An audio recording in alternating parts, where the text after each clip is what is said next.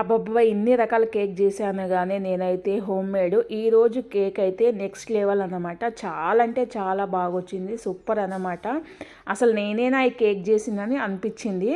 అంత టేస్ట్‌గా అంత బాగుంది. చెయ్యగానే అసలు 1 ఆర్ 2 మినిట్స్‌లో లొట్టలేసుకొని తిన్నారు.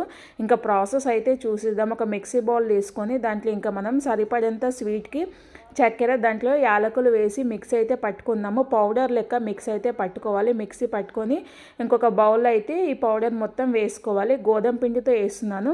మీరు కావాలంటే గోధుమ పిండితో వేసుకోండి, మైదాతో వేసుకోండి, లేదంటే రాగి పిండి ఉంటే రాగి పిండితో కూడా చేసుకోవచ్చు అనమాట. ఇంకా నేను పిల్లల కోసం అనేసి గోధుమ పిండితో వేస్తున్నాను. ఇంకా గోధుమ పిండి కూడా దీంట్లో వేసుకొని ఇంకా ఈ మిశ్రమం మొత్తము చక్కెర, ఈ గోధుమ పిండి అనేది మొత్తము కలుపుకుందాం. కలుపుకొని దీంట్లో కొద్దిగా బేకింగ్ సోడా, కొంచెం సాల్ట్ అనేది వేసుకొని ఇది మొత్తం కలుపుకొని ఇంకా మీ ఇంట్లో పెరుగుంటే పెరుగు వేసుకోండి, పాలుంటే పాలు వేసుకోండి, లేదు మొత్తం నేను ఆయిల్ వేసుకుంటానంటే ఆయిల్ కూడా వేసుకోవచ్చు అనమాట.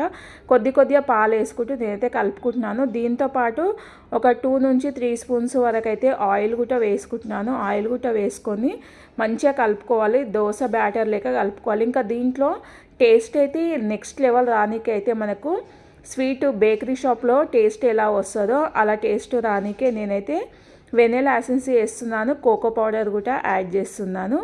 ఇంకా దీంట్లో అయితే టేస్ట్ అయితే చాలా బాగుంటుంది. మనకు తక్కువ చౌక ధరలోనే దొరుకుతాయి అవి. మనం బయట ఏ షాప్లో కిరాణా షాప్కి వెళ్ళినా, సూపర్ మార్కెట్ ఎక్కడికి వెళ్ళినా కూడా మనకైతే బయట దొరుకుతాయి అన్నమాట. ఇంకా నెక్స్ట్ టైం అయితే క్రీమ్తో అయితే నేనైతే చేయాలనుకుంటున్నాను. ఇంకా ఈ రోజు అయితే ఇలా చేసేస్తున్నానట.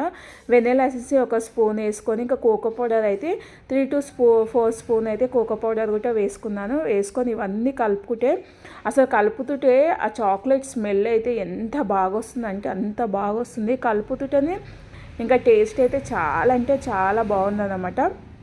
ఇవన్నీ వేసుకొని కలుపుకోవాలి. ఇంకా మంచిగా కలుపుకున్న తర్వాత ఇంకా మనమైతే పొయ్యి మీద అయితే ఒక గిన్నె పెట్టేసుకుని అదైతే వేడి కావాలి. ఇంకా దాంట్లో ఒక స్టాండ్ వేసుకోవాలి. అదైతే కామన్ అందరూ తెలుసు కాబట్టి అదైతే అక్కడ పొయ్యి మీద హీట్ ఎక్కిపోతుంది. ఇంకా నేనైతే ఈ మిశ్రమం మొత్తం కలుపుకున్న తర్వాత ఇంకా ఇంకో గిన్నె తీసుకున్నాను. గిన్నె తీసేసుకొని దాంట్లో కొద్దిగంత ఆయిల్ వేసుకున్నాను. ఆయిల్ వేసుకొని బటర్ పేపర్ ఉంటే బటర్ పేపర్ పెట్టుకోండి. బటర్ పేపర్ లేని వాళ్ళు ఆ గిన్నెకి అయితే కొద్దిగంత ఆయిల్ అయితే మొత్తం అప్లై చేసుకోండి. ఆయిల్ అప్లై చేసుకున్న తర్వాత కొంచెం గోధుమ పిండి కూడా పైన ఆయిల్ మీద మొత్తము బౌల్ మొత్తము పెట్టేసుకున్నాను అనమాట. వీడియోలో చూడండి కంప్లీట్గా బౌల్ మొత్తం పూసేసుకున్న తర్వాత ఇంక ఈ మిశ్రమం మొత్తం దీంట్లో వేసేసుకొని ఇంకా పైన పిల్లలకి కలర్ఫుల్గా ఉండాలి, ఇష్టంగా తినాలి అంటే టూటీ ఫ్రూటీ కూడా ఉండే అనమాట. మొన్న కప్ కేక్ కోసం అయితే టూటీ ఫ్రూటీ తెచ్చాను.